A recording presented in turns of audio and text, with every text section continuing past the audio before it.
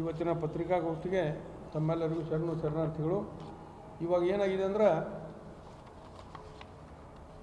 ಬೈಲಹೊಂಗಲ ತಾಲೂಕಿನ ಬೆಳವಡಿ ಗ್ರಾಮದಲ್ಲಿ ರಾಜ್ಯಪಾಲರ ಹೆಸರಿನಿಂದ ಇರ್ತಕ್ಕಂಥ ಜಮೀನವನ್ನೇ ಭೂಗಳ ಅಧಿಕಾರಿಗಳು ಮತ್ತು ಜಮೀನು ಮಾಲಕರು ಎಲ್ಲ ಸೇರಿಕೊಂಡ ಸುಮಾರು 10 ಕೋಟಿ ರೂಪಾಯಿಯಷ್ಟು ಬೆಲೆ ಬಾಳುವ ಆಸ್ತಿಯನ್ನು ನುಂಗಿ ಹಾಕಿದ್ದಾರೆ.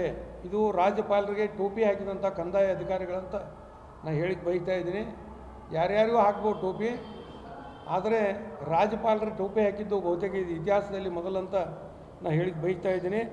ಇಲ್ಲೇ ಆಶ್ರಯ ಯೋಜನೆ ಸಲುವಾಗಿ ಬೆಳವಡಿ ಗ್ರಾಮದಲ್ಲಿ ಇರ್ತಕ್ಕಂಥ ಸರ್ವೆ ನಂಬರ್ 221-1 6 ಎಕರೆ ಕ್ಷೇತ್ರವನ್ನು ಬೈಲಹೊಂಗಲದ ಸಬ್ ರಿಜಿಸ್ಟ್ರಾರ್ ಕಚೇರಿಯಲ್ಲಿ ದಿನಾಂಕ 14/3/2002 ಇದನ್ನು ಗೌರವಾನ್ವಿತ ರಾಜ್ಯಪಾಲರ ಹೆಸರಲ್ಲೇ ಖರೀದಿ ತೊಗೋತಾರೆ. ಜಮೀನು ರೊಕ್ಕ ಕೊಟ್ಟು ಪುಕ್ಕಟ್ಟಲ್ಲ. 6 ಎಕರೆ ಜಮೀನನ್ನು ಖರೀದಿ ತೆಗೆದುಕೊಂಡ ನಂತರ ಹಕ್ಕು ದಾಖಲೆ ಸಂಖ್ಯೆ 39/20 ಪ್ರಕಾರ ಅಲ್ಲೇ ಆ ಉತ್ತಾರದಲ್ಲಿ ಮಾನ್ಯ ರಾಜ್ಯಪಾಲರು ಕರ್ನಾಟಕ ಸರ್ಕಾರ ಇವರ ಪರವಾಗಿ ಕಾರ್ಯನಿರ್ವಾಹಕ ಅಧಿಕಾರಿಗಳು ತಾಲೂಕು ಪಂಚಾಯಿತಿ ಬೈಲಹೊಂಗಲ ಅಂಥೇಳಿ ಪವನಿ ಪತ್ರಿಕೆ ಉತ್ತಾರ ತಯಾರಾಗ್ತೈತಿ. ಸುಮಾರು 20 ವರ್ಷಗಳ ಕಾಲ ಉತ್ತಾರ ಹಂಗೆ ಇರ್ತೈತೆ. ಅದು 20 ವರ್ಷದ ನಂತರ ಆ ಜಮೀನು ಮಾಲಕರು ಮತ್ತು ಈ ಭೂಗಳ ಅಧಿಕಾರಿಗಳು ಇವರೆಲ್ಲ ಸೇರ್ಕೊಂಡ ಇದನ್ನು ಪೋಡಿ ಮಾಡಿ ಕ್ಷೇತ್ರ ದುರಸ್ತಿ ಮಾಡೋ ತಿಳಿಕೆರೆ ಒಂದು ಹೊಂಚು ಹಾಕ್ತಾರೆ. ಎಲ್ಲ ಕೂಡ್ಕೊಂಡ ಹೊಂಚು ಹಾಕಿದ ನಂತರ ಅದ ಪೋಡಿ ತಾತ್ಕಾಲ ಪೋಡಿಗೆ ಒಂದು ಅರ್ಜಿ ತಯಾರು ಮಾಡ್ತಾರೆ. ಆವಾಗ ಕಾರ್ಯನಿರ್ವಾಹಕ ಅಧಿಕಾರಿ ತಾಲೂಕು ಪಂಚಾಯಿತಿ ಬೈಲಹೊಂಗಲ ಇವ್ರು ಏನು ಹೇಳ್ತಾರಂದ್ರೆ, ಇದು ಮಾನ್ಯ ರಾಜ್ಯಪಾಲರ ಹೆಸರಿನಿಂದ ಇರುವುದರಿಂದ ಇದಕ್ಕೆ ಸರ್ಕಾರದ ಪರವಾನಗಿ ನಮ್ಗೆ ಬೇಕಾಗ್ತತಿ. ರಾಜ್ಯಪಾಲರ ಸರ್ಕಾರದ ಅನುಮತಿ ಇಲ್ಲದೇ ಇದನ್ನು ತಾತ್ಕಾಲ ಪೋಡಿ ಮಾಡೋಕ್ಕೆ ಬರೋದಿಲ್ಲ, ಅದಕ್ಕೆ ಇದಕ್ಕೆ ನಾನು ಒಪ್ಪಿಗಿಲ್ಲ ಅಂತ ಹೇಳ್ತಾರೆ. ಅವ್ರು ಅಗದಿ ಸ್ಪಷ್ಟವಾಗಿ ತಮ್ಮ ಅಭಿಪ್ರಾಯನ ಹೇಳ್ತಾರೆ. ಇಷ್ಟಾದರೂ ಸಹಿತ ಇವ್ರೇನು ಮಾಡ್ತಾರೆ ಅಂದ್ರೆ, ಆ ಜಮೀನಿನಲ್ಲಿ ಇರ್ತಕ್ಕಂಥ ಎಷ್ಟು ಹಿಸ್ಸಾ ಮಾಲಕರಿದ್ದಾರೋ ಅವ್ರು ಯಾರ್ದೂ ಒಪ್ಪಿಗೆಯನ್ನು ಪಡೆಯದೆ ಜಮೀನು ಮಾಲಕರು ಒಬ್ಬರೇ ಸಹಿ ಮಾಡಿಬಿಟ್ಟು ಅದನ್ನು ತಾತ್ಕಾಲ ಪೋಡಿ ಮಾಡಿಬಿಡ್ತಾರೋ. ಈ ಒಂದು ದೊಡ್ಡ ಭ್ರಷ್ಟಾಚಾರದಲ್ಲಿ ಅಂದಿನ ಜಿಲ್ಲಾಧಿಕಾರಿಗಳಾಗಿದ್ದ ಡಾಕ್ಟರ್ ನಿತೀಶ್ ಪಾಟೀಲ್ ಅವರು ಮತ್ತು ಶಿವಣ್ಣ ಅವರಂಥೇಳಿ ಉಪನಿರ್ದೇಶಕರು DDLR ಅವರು ಮತ್ತು ನಾಗರಾಳ್ ಅಂಥೇಳಿ ತಹಶೀಲ್ದಾರ್ ಬೈಲಹೊಂಗಲ, ಅದರಂತೆ ಶಶಿಧರ್ ಬಗಲಿ ಅಂಥೇಳಿ ಉಪವಿಭಾಗಾಧಿಕಾರಿ ಬೈಲಹೊಂಗಲ ಇವರೆಲ್ಲ ಸೇರಿಕೊಂಡ ಅದನ್ನು ತಾತ್ಕಾಲ ಪೋಡಿ ಮಾಡಿ ಕ್ಷೇತ್ರ ದುರಸ್ತಿ ಮಾಡೇ ಬಿಡ್ತಾರೆ. ಎಲ್ಲ ಕೂಡ್ಕೇರಿ ಎಷ್ಟು ಮಾಡ್ತಾರಪ್ಪ ಅಂದ್ರೆ, ರಾಜ್ಯಪಾಲರ ಹೆಸರಲ್ಲೇ 6 ಎಕರೆ ಇದ್ದಂಥ ಜಮೀನ ಕೇವಲ 37 ಗುಂಟೆ ಮಾಡಿ 5 ಎಕರೆ 3 ಗುಂಟೆ ಜಮೀನವನ್ನು ಇದನ್ನು ಮತ್ತು ಮಾಲಕರಿಗೆ ಉಳಿಸಿ ಇದರಲ್ಲಿ ಕೋಟ್ಯಾಂತರ ರೂಪಾಯಿ ಒಂದು ಹಣಕಾಸಿನ ಅವ್ಯವಹಾರ ನಡೆದಿರ್ಬೋದು ಅಂತೇಳಿ ಎಲ್ಲ ಜನ ಮಾತಾಡ್ತಾರೆ. ಯಾಕಂದ್ರೆ ಬೆಳವಡಿಯಲ್ಲಿ ಸುಮಾರು 20 ಲಕ್ಷಕ್ಕಿಂತ ಕಡಿಮೆ ರೇಟ್ ಪ್ಲಾಟ್ದಲ್ಲಿ ಸಿಗ್ತಾಯಿಲ್ಲ. 5 ಎಕರೆ 3 ಗುಂಟೆ ಜಮೀನು ರಾಜ್ಯಪಾಲರಿಗೆ ಟೋಪಿ ಹಾಕಿ ಇಂಥ ಅಧಿಕಾರಿಗಳು ಒಂದು ದಾಖಲೆ ಮಾಡಿದಾರಂತ ನಾನು ಹೇಳಿಕ್ಕೆ ಬಯಸ್ತಾ ಇದ್ದೀನಿ.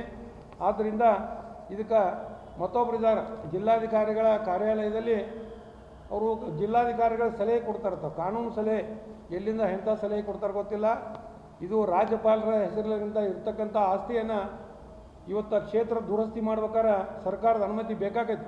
ಎಲ್ಲರಿಗೂ ಗೊತ್ತೈತಿ, 10ನೇ ಪಾಸಾದವ್ರಿಗೆ ಗೊತ್ತೈತಿ. ಆದರೆ ಅಲ್ಲಿ ಜಿಲ್ಲಾಧಿಕಾರಿಗಳ ಕಾರ್ಯಾಲಯದಲ್ಲಿರ್ತಕ್ಕಂಥ ಕಾನೂನು ಸಲಹೆಗಾರರ ಒಂದು ಕಾನೂನಿನ ಸಲಹೆ ಮೇರೆಗೆ ಇದನ್ನು ಮಾಡಿವು ಅಂತ ಹೇಳ್ತಾರೆ ಜಿಲ್ಲಾಧಿಕಾರಿಗಳು ಹೇಳ್ತಾರೋ. ಇಷ್ಟೆಲ್ಲ ಅವ್ಯವಹಾರ ಆದ ನಂತರ ಆ ತಾಲೂಕು ಪಂಚಾಯಿತಿ ಕಾರ್ಯನಿರ್ವಾಹಕ ಅಧಿಕಾರಿ ಮತ್ತು 2023ರಲ್ಲಿ ಜಿಲ್ಲಾಧಿಕಾರಿಗಳಿಗೆ ಪತ್ರ ಬರೀತಾರೆ. ಈ ರೀತಿ ಖಾಸಗಿ ಅವರಿಗೆ ನಿವೇಶನ ಮಾಡಿ ಕೊಡುವಂಥದ್ದು ಒಂದು ಇದರಲ್ಲಿ ಕೆಲಸ ನಡೆದೈತಿ. ಆದ್ದರಿಂದ ಕೂಡಲೇ 221/1 ಈ ಸರ್ವೆ ನಂಬರ್ ಸಂಬಂಧಪಟ್ಟಂಥ ಎಲ್ಲ ಪ್ರಕ್ರಿಯೆಗಳನ್ನು ಹಿಸ್ಸಾ ಹೊಡಿಯೋದನ್ನ ಎಲ್ಲ ನಿಲ್ಲಿಸ್ಕ್ಯಾರೆ. ಮೊದಲು ಹೆಂಗಿತ್ತು ಹಂಗೆ 6 ಎಕರೆ ಕ್ಷೇತ್ರವನ್ನು ಅಲ್ಲಿ ಸ್ಥಾಪಿಸಬೇಕಂತ ಹೇಳ್ಕ್ಯಾರೆ ಒಂದು ಪತ್ರ ಬರೆದರೂ ಕೂಡ ಈ ಸಾಕಷ್ಟು ಹಣ ತಿಂದಂಥ ಜಿಲ್ಲಾಧಿಕಾರಿಗಳು ಇತರೆ ಎಲ್ಲ ಅಧಿಕಾರಿಗಳು ಆ ಮರುಸ್ಥಾಪನೆ ಮಾಡುವಂಥ ವ್ಯವಸ್ಥೆ ಮಾಡಲಿಲ್ಲ. ಹೀಗಾಗಿ ಇದು ರಾಜ್ಯಪಾಲರಿಗೆ ಒಂದು ಟೋಪಿ ಹಾಕಿದಂಥ ಕೆಲಸ ಅಂತ ನಾನು ಹೇಳಕ್ಕೆ ಬಯಸ್ತಾ ಇದ್ದೀನಿ. ಆದ್ದರಿಂದ ನಾನು ನಿನ್ನಿನ ದಿವಸ ಗೌರವಾನ್ವಿತ ರಾಜ್ಯಪಾಲರಿಗೆ ಮತ್ತು ಸರ್ಕಾರದ ಮುಖ್ಯ ಕಾರ್ಯದರ್ಶಿಯವರಿಗೆ ಇನ್ನಿತರ ಎಲ್ಲ ಹಿರಿಯ ಅಧಿಕಾರಿಗಳು ಪತ್ರ ಬರೆದಿದ್ದೀನಿ. ನೀವೇನಾದರೂ ಈ ರಾಜ್ಯಪಾಲರಿಗೆ ಮೋಸ ಮಾಡಿದಂಥ ಅಧಿಕಾರಿಗಳ ಮೇಲೆ ಅವರೇನು ಅಧಿಕಾರ ದುರುಪಯೋಗ ಪಡಿಸಿಕೊಂಡ ಸರ್ಕಾರ ಖಜಾನೆಗೆ ಹಾನಿ ಮಾಡಿದಾರೋ ಆ ಹಾನಿಯನ್ನೆಲ್ಲ ತುಂಬಿಸ್ಕೊಳ್ಳುವಂಥ ಕೆಲಸ ಮಾಡಿ ಇವ್ರ ಮ್ಯಾಗ ಕ್ರಿಮಿನಲ್ ಮೊಕದ್ದಮೆ ದಾಖಲಿಸಬೇಕು ಅಂತೇಳಿ ನಾನು ಸರ್ಕಾರಕ್ಕೊಂದು ದಾಖಲೆಗಳ ಸಮೇತ 38 ಪುಟಗಳ ದಾಖಲೆಗಳ ಸಮೇತ ಸರ್ಕಾರಕ್ಕೊಂದು ಮನವಿ ಕೊಟ್ಟಿದ್ದೀನಿ. ಸರ್ಕಾರ ಏನಾದರೂ ಇವ್ರ ಮ್ಯಾಗ ಕ್ರಿಮಿನಲ್ ಕೇಸ್ ಮಾಡದೇ ಇದ್ದಲ್ಲಿ ನಾನು ಉಚ್ಚ ನ್ಯಾಯಾಲಯಕ್ಕೆ ಹೋಗಿ ಕಾನೂನಾತ್ಮಕ ಹೋರಾಟ ಮಾಡ್ತೀನಿ ಅಂತೇಳಿ ಮಾಧ್ಯಮ ಸ್ನೇಹಿತರ ಮುಖಾಂತರ ಇವತ್ತು ನಾನು ರಾಜ್ಯದ ಜನರಿಗೆ ತಿಳಿಸ್ಲಿಕ್ಕೆ ಬಯಸ್ತಾ ಇದ್ದೀನಿ.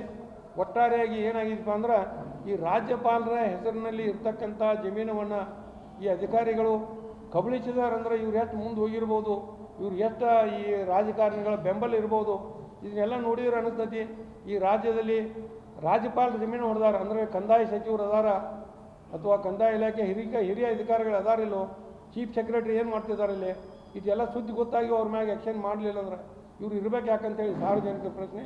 ಆದ್ದರಿಂದ ಇನ್ನು ಮುಂದೆ ನಾನು ಇವ್ರು ಏನಾದರೂ ಅವ್ರ ಮ್ಯಾಗೆ ಕ್ರಿಮಿನಲ್ ಕೇಸ್ ಮಾಡಿದ್ರೆ ಕಾನೂನಾತ್ಮಕ ಹೋರಾಟ ಮಾಡ್ತಾನೆ ಅಂತೇಳಿ ಬೈತಾ ಇದ್ದೀನಿ.